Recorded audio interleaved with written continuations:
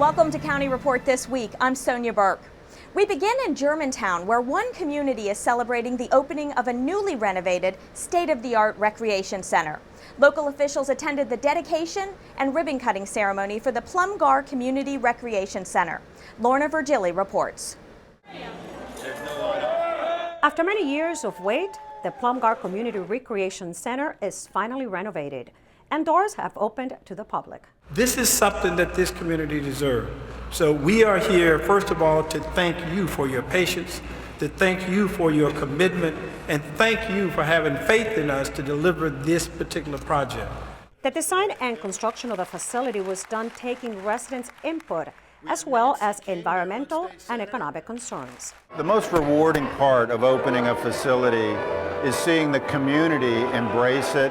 They can't wait to come in and use it. The kids, the parents, the elderly, the entire community comes together and embraces it as their own. Plum Gar is now the third recreation facility project to be completed in the last 3 years. We have a wonderful partnership and a wonderful process in the county to develop our capital projects, and it's led by our colleagues in the Department of General Services, and they do work closely with all of the county agencies to make sure that we're meeting the needs of the community within budget and within reason, but that really take into account the changing demographics and population increases that we see in communities like here in Germantown. Facilities include a full-size gymnasium, a social hall, game room, and a computer lab. We came in at a time in which we saw a building that was overutilized, that didn't have enough spaces, that really didn't work for the community, that was getting older.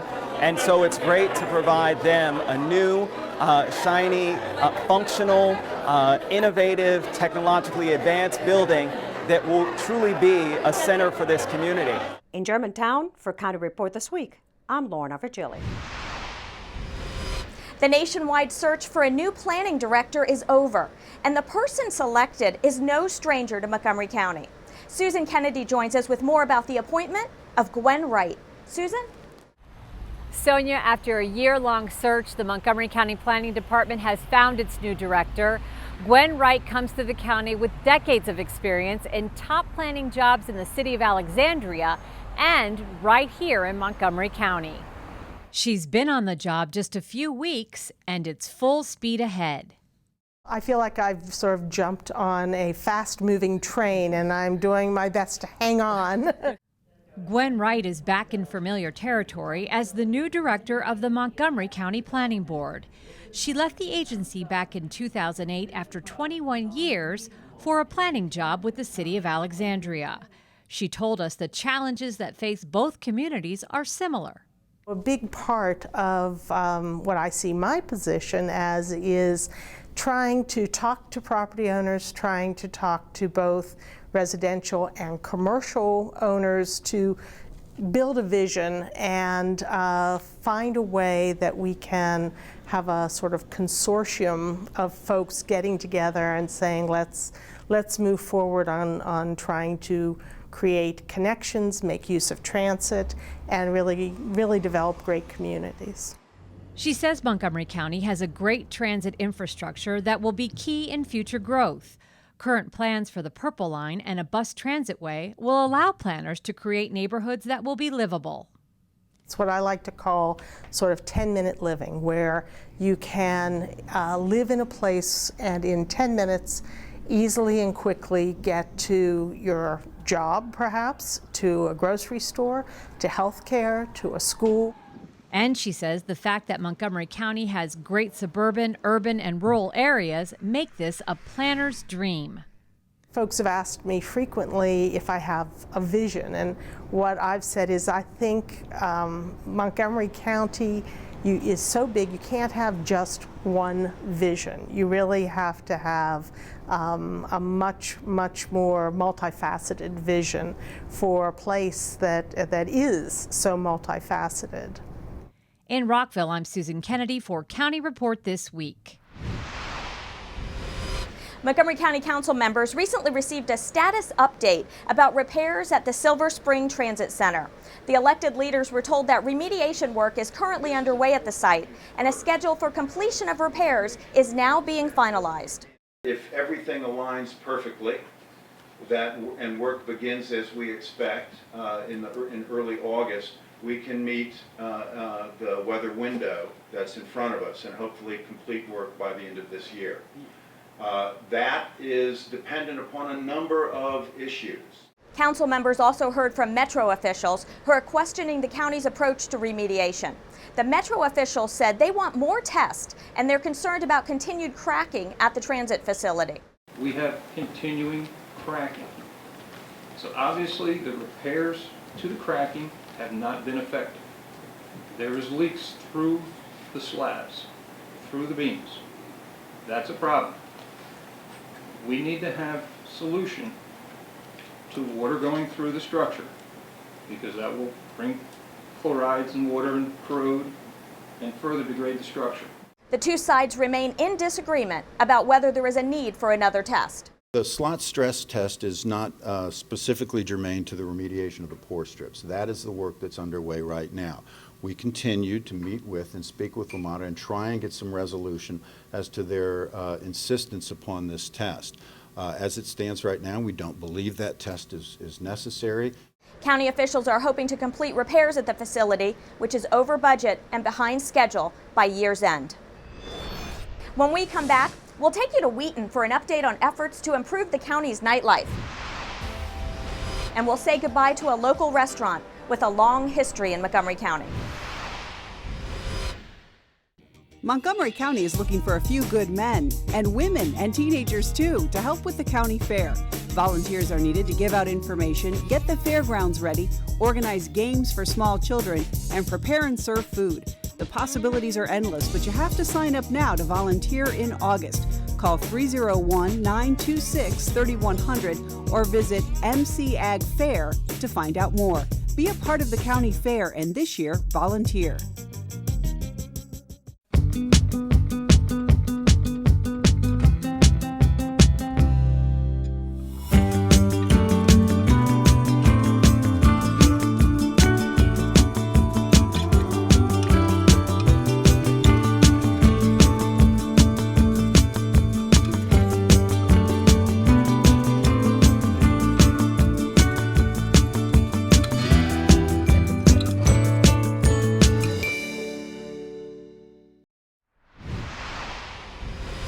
Welcome back to County Report This Week. I'm Sonya Burke. As the Nighttime Economy Task Force moves forward with discovering ways to boost the county's nightlife, Wheaton business owners say diverse options and a music venue could be a large part of the area's future economic success. Tamika Smith reports. The Nighttime Economy Task Force is ready to draft its recommendations for the county to boost business. Council members, civic leaders, and even business owners all had a seat at the table. We're at a good place where we have a lot of ideas. I think it's now to put all those ideas on paper and kind of sit back and say, well, where do we stand right now? Members met in downtown Wheaton at Hollywood East Cafe.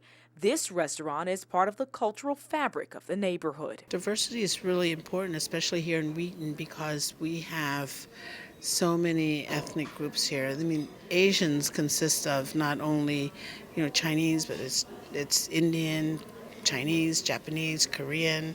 Yu says a designated music venue is an element missing from the community, but it's difficult for restaurant owners like herself to compensate for the loss. I would probably have to get a music venue in, and then it's the costs of that. Tom Stanton owns an Irish pub that's walking distance from the cafe.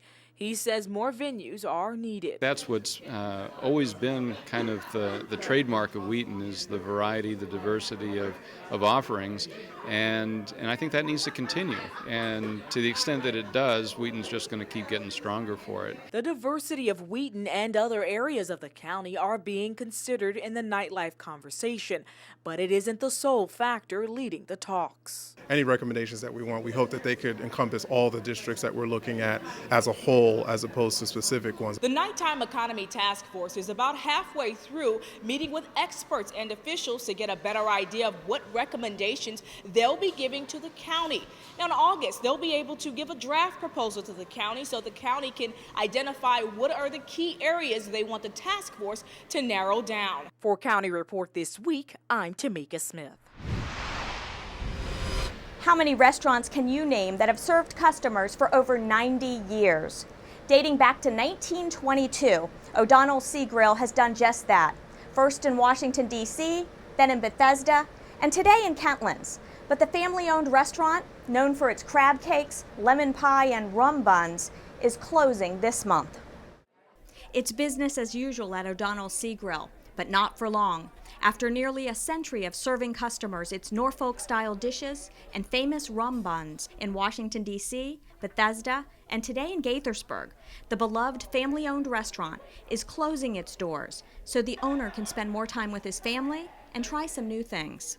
It's been a good long run for 90 years, started by my grandfather. Many of today's customers are regulars, and they tell us that dining out at the restaurant has been a long tradition. Yeah, I've been coming since I was a young child.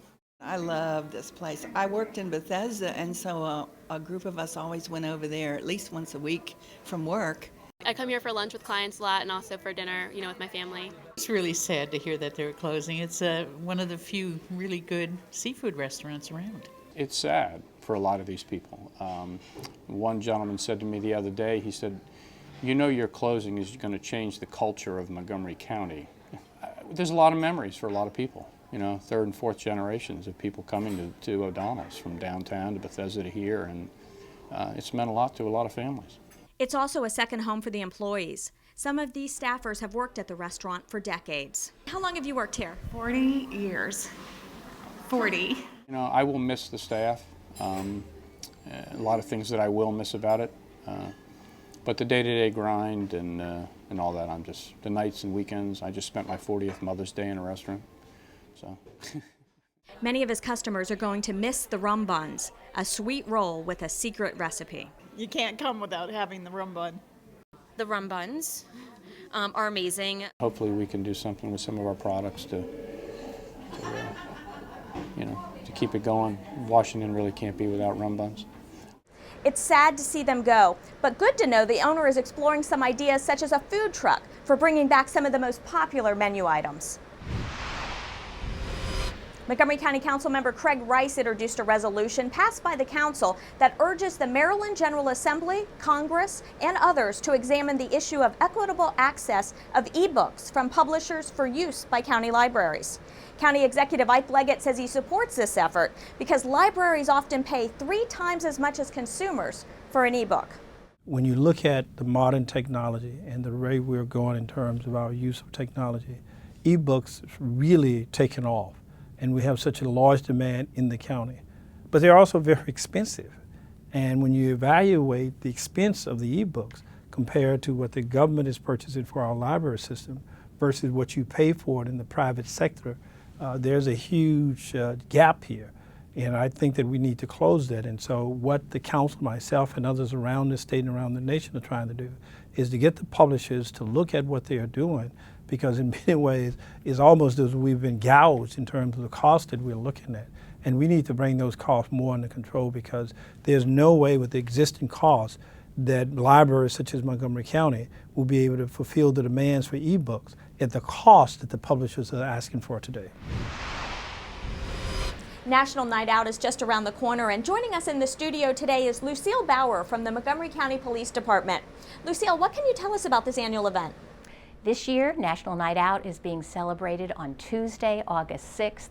This is a great opportunity for our community members and members of law enforcement to get to know one another in a social setting. And of course, the purpose is to help reduce crime in our neighborhoods. Our Police Chief Tom Manger, our County Executive Ike Leggett, and State's Attorney John McCarthy, along with our police command staff, visit as many of these community organized events as possible. One of the crimes that you can help reduce in your neighborhood by knowing your neighbors are residential burglaries. This is the time of year when people go away on vacation. Your goal is going to be to try to make your home look lived in while you're away. So let neighbors know that you're going away. Ask them to take in your mail or newspapers if you're not having those services stopped. Ask them to park a car in front of your home or in your driveway. Use lights on timers inside your home to go on in different rooms at different times. And in this era of social media, do not post on Facebook that you can't wait to spend next week at the beach, or put up pictures of yourself hiking in the mountains while you're hiking in the mountains. Between January 1st and July 15th of this year, we've had reports of 1,599 burglaries to homes, sheds, and garages. Our preliminary statistics show that in approximately 32% of these cases, entry was made without force. So the best thing you can do any time of year to keep your home safer is to invest in good locks for your windows and doors and use them on a regular basis. Thank you for that valuable information, Lucille. Still to come on County Report this week, we'll introduce you to a Fulbright Scholar. I'm Rockville 11's Jennifer Ligsay. With the recent temperatures on the rise, we'll tell you how the city helps residents stay cool when County Report this week continues. The 65th Annual Montgomery County Agricultural Fair is ready to rumble. Enjoy your favorite rides and experience our thriving agricultural community. Witness the stars of big-time wrestling duke it out. Then watch Timber Tina and the Lumberjills tear it up. Axe throwing, log rolling, and more. Only $10 admission. Kids 11 and under get in free every day. Visit mcagfair.com for more info. The 65th Annual Montgomery County Agricultural Fair, August 9th through the 17th. Plenty to see from A to Z.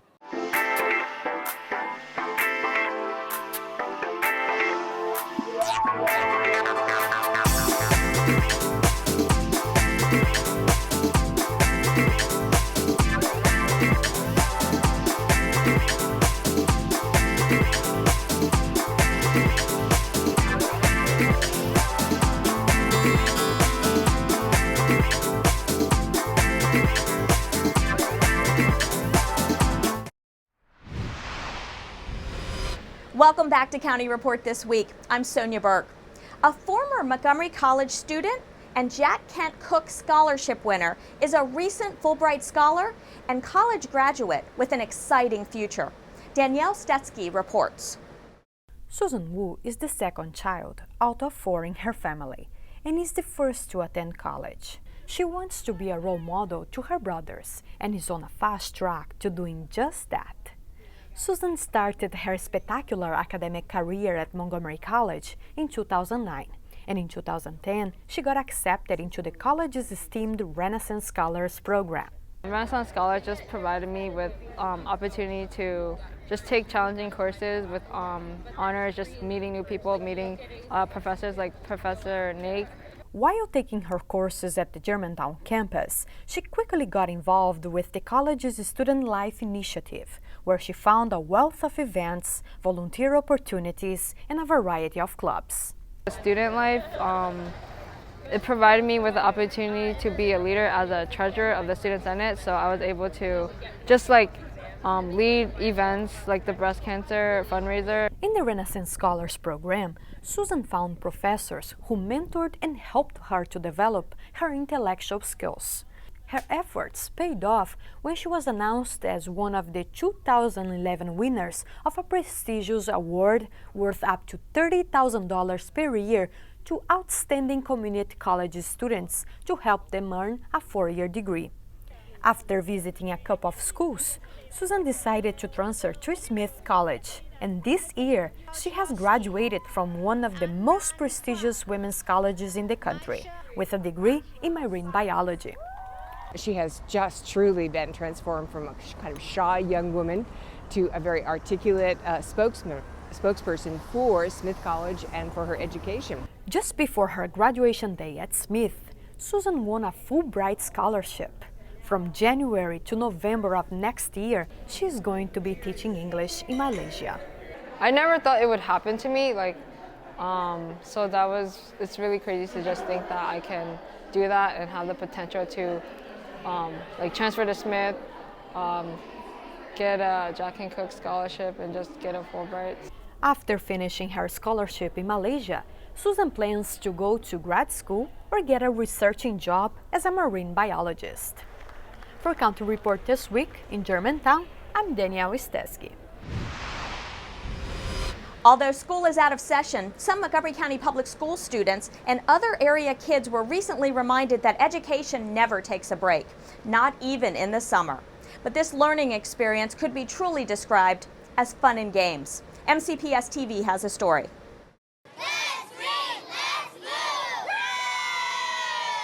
24 MCPS students from Summit Hall Elementary School participated in the U.S. Department of Education's Let's Read, Let's Move initiative.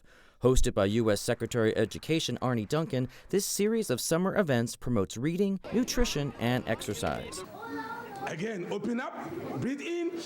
Kofi Dennis, an early childhood education specialist with Wolf Trap, kicked off the program with an interactive storytelling experience. The program featured book readings by Washington Castle's tennis coach Murphy Jensen and Tony Award-winning actress Felicia Rashad. I love to read, and I like to read to children. I read to my own children. I started reading to my children when they were infants. You know, it's important to spend time with them. It's important to encourage children to do things that are beneficial for themselves. Because when we encourage them to do what's beneficial for themselves, it really, really spreads for the rest of everybody. We all benefit from it. Students also engaged in physical activities to include mini tennis clinics, basketball, and a nutrition game to teach children about healthy and affordable food choices. It was awesome that we played tennis and basketball. Secretary Duncan and other attendees spoke about the value of this program. This is a lot of fun, and obviously we worry about summer reading loss. Keeping kids reading engaged is really important, so that's the heart of what we do. But tying that to activity and running around, having some fun, and ideally have kids understand the combination of those two things, doing well academically, being physically fit. They actually mutually reinforce each other. They support each other. To get them to understand that not only is reading a key to success, but it can be a real key to adventure and fantasy and fun at the same time. Students also received a free book to take home and read. I'm going to read more this summer. This event made me feel really important.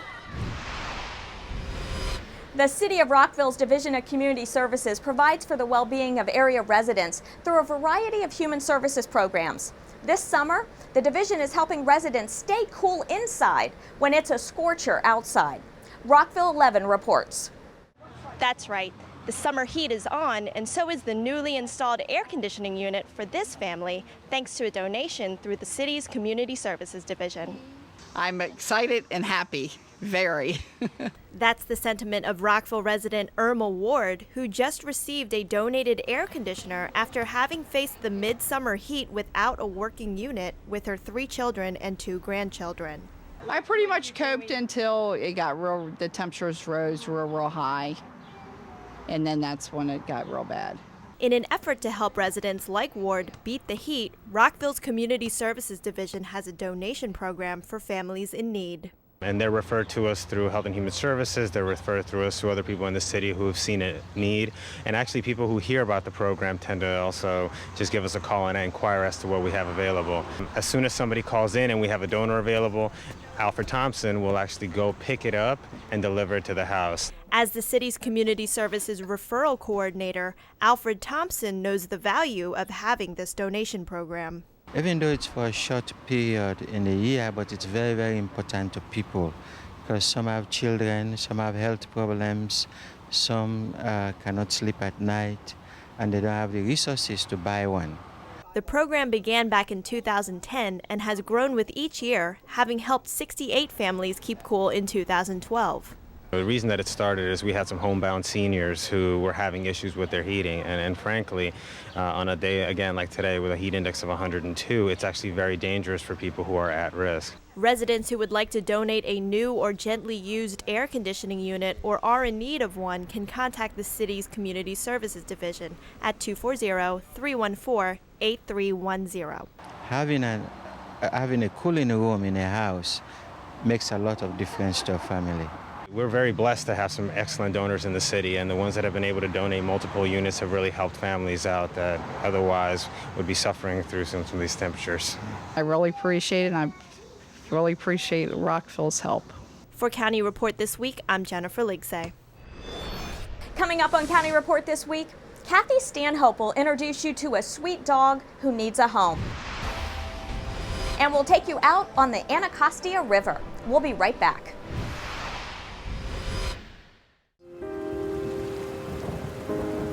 Eviction, security deposits, rent increases, leases, notice to vacate. Help. For more information, contact the Office of Landlord-Tenant Affairs at www.montgomerycountymd.gov/OLTA or call 311.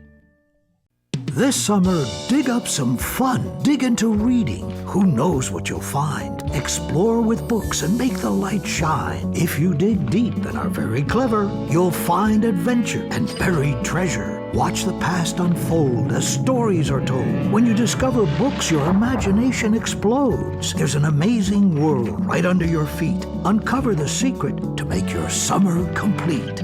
Visit your library and dig into reading. Welcome back to County Report This Week. I'm Sonya Burke. 2 Takoma Park teens have made a special donation to the Anacostia Watershed Society. Regina Reese tells us about their gift and how it will impact the Anacostia River. Regina? That's right, you're never too young to make a big contribution to the environment. Let's take 2 very special teens from the city of Takoma Park, Alana and Aaron, who not only donated their time to the Anacostia Watershed Society, but also donated a boat. Not just any old boat, a boat they built with their own 2 hands. 17-year-old Aaron Richards and his 14-year-old sister Alana share an experience most adults triple their age have never experienced before. The siblings built a 10-foot wooden rowboat, and after 9 long years of labor, they are donating their passion project to the Anacostia Watershed Society. I'm so happy that we're giving it to a place where they can enjoy it and use it, because personally I know my family wouldn't have been able to get as much use out of it as it was made for. The idea of the boat is all thanks to a barter agreement, a token of gratitude from a former neighbor. We shared a fence, and the fence was getting pretty old, and so we decided to replace it. Instead of him contributing money, we came up with the deal that we would pay for the fence and then he would build this boat with me and my sister. It's no wonder why they call this boat the Fence. I spoke to the proud father, and he agrees that the son and daughter he describes as budding environmentalists Aaron and crafty Alana couldn't have made a better choice in donating it. The society has all kinds of things around here, and so it just seemed like a perfect way. It wasn't like we were going to use it to go down Sligo Creek now, right? So there's no need to have it in our backyard. According to Jim Foster, the president of the Anacostia Watershed Society in Bladensburg, he's impressed with the society's newest addition and believes one good deed deserves another. The 20 of us at Anacostia Watershed Society are never going to clean up this river by ourselves. There's 1 million people that live in this watershed. If we all throw one water bottle out the window, that's 1 million bottles that are going to end up in my river. If we can work together and everybody does a little bit, we'll get a lot done. For County Report This Week, I'm Regina Reese in Takoma Park. Are you ready to meet a sweet dog? Kathy Stanhope is here from the Humane Society with our Pet of the Week. Hi, this is Kathy Stanhope with your Pet of the Week at the Montgomery County Humane Society, and I am here with a handsome devil. This is Brody. Brody is one of the best looking guide dogs I've ever met in my life. He is an Akita mix. He's just 1 year and 10 months old. His paperwork here has in big letters, "This is the sweetest dog ever," and it's the truth. He is so sweet. I don't know if you can tell right now, he's just lowered his head on my lap and he wants to be pet. He's a handful. He's a big dog, but he's well behaved. And he is a good guy. He has definitely passed all the evals here. Flying colors. He is so nice. He likes everybody he meets. And he's a calm dog. And at 1 year and 10 months, that's saying something for an Akita mix. So come on down to the shelter, meet Brody and all the other dogs we have. You can see Brody and all the other animals at mchumane.org, or you can give us a call at 773-5967. Remember, all these animals really need a home, and they really are counting on you to come get them. Well, that does it for this edition of County Report This Week. Remember, we want to hear from you, and we invite you to join the opinion forum at engage.montgomerymd.gov. We also would like you to like us on Facebook. Join us again at this time every week for a look at what's going on inside Montgomery County. I'm Sonya Burke. Thank you for watching.